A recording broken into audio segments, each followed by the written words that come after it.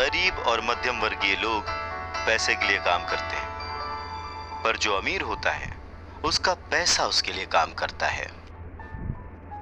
नमस्कार, मैं हूं अवधेश श्रीवास्तव और आज हम चर्चा कर रहे हैं रॉबर्ट टी कियोसाकी की लिखी book rich dad poor dad पर। स्कूल जाओ और मेहनत से पढ़ो, ये जो लाइन है याद करिए, बचपन में हम सब ने सुना है और एक बार नहीं कई बार सुना है। रिश्तेदारों से, घर वालों से, टीचर से, हर एक से, स्कूल जाओ और मेहनत से पढ़ो। एक वक्त तो ऐसा लगता था कि बस पढ़ते रहो पढ़ते रहो पढ़ते रहो, पर जैसे जैसे समझ आगे बढ़ी एक सवाल मन में घर करने लगा, आखिर हम पढ़ किस लिए रहे हैं। देखिए, स्कूल जाना और पढ़ाई करना ये बहुत ही अच्छी बात है, लेकिन अगर कोई काम किया जा रहा है तो वो किस वजह से किया जा रहा है ये जानना भी उतना ही जरूरी है।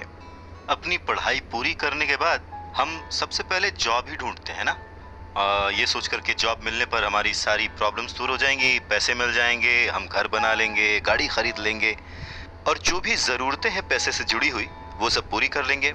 पर ऐसा होता नहीं है। बहुत सारे लोग अच्छी जॉब और बहुत ही अच्छी सैलरी होने के बावजूद खुश नहीं होते। वो अपनी ज़रूरतें पूरी नहीं कर पाते, बहुत ही मुश्किल से घर का खर्च चला पाते हैं, पर वो लगे रहते हैं इस उम्मीद में कि शायद अगले साल फिर से इंक्रीमेंट होगा, पैसे बढ़ेंगे और उन पैसों से हम अपनी जो ज़रूरतें हैं जो पूरी नहीं कर पाए हैं उन्हें पूरी कर लेंगे। और वो और ज़्यादा मेहनत करते हैं प्रमोशन पाने के लिए।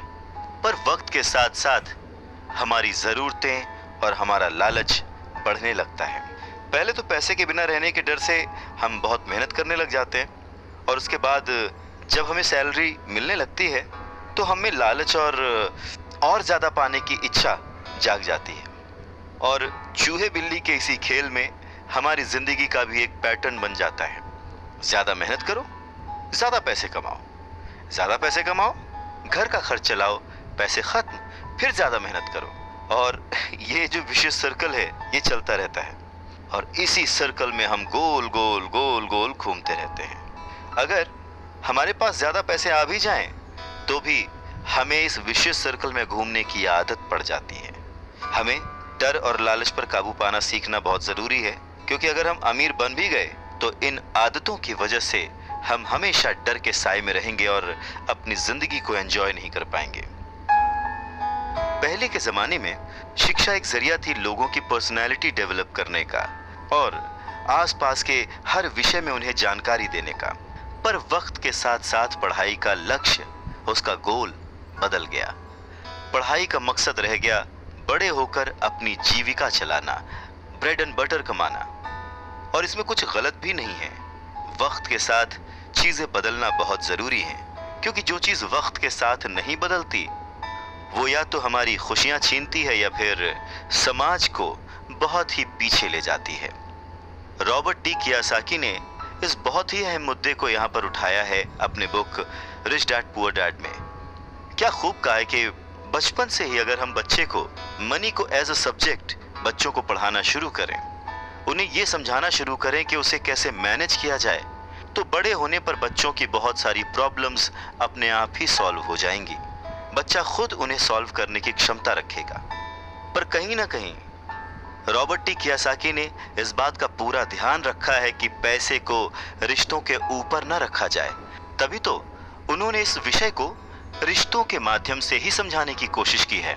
रॉबर्ट टी कियोसाकी के पहले जो डैडी थे वो हमेशा ये कहते थे कि मैं इसे कैसे खरीद सकता हूँ, वहीं जो उसके दूसरे डैडी थे वो कहते थे मैं इसे क्यों नहीं खरीद सकता हूँ। दोनों की सोच में अंतर था, दोनों के शब्दों में अंतर था। यानी कि जिसे हम जिंदगी में पाना चाहते हैं, जिसे संभालना चाहते हैं, जैसे कि पैसा, तो उसके बारे में अगर बचपन से जाना जाए तो क्या ये सही नहीं होगा? आज जिस तरह से पढ़ाई की जाती है, बच्चा ग्रेजुएट होकर सोचता है कि अब मैं कौन सी नौकरी करूंगा। क्या ये सही नहीं है कि थोड़ा और पहले से बच्चे को इस विषय के बारे में और अच्छे से और डीपली पढ़ाया जाए, समझाया जाए? ये तो वही बात हो गई, जाना था जापान, पहुंच गए चीन। यानी कमाना था पैसे, पर जब तक इसकी समझ आई तब तक बहुत देर हो चुकी थी। यानी कि हमें सबसे पहले ये समझने की जरूरत है कि हम खुद एक्सेप्ट करें कि हम इसे कैसे पा सकते हैं, इसे कैसे संभाल सकते हैं, और वही सही शिक्षा हम अपने आने वाली पीढ़ी को भी दे सकते हैं।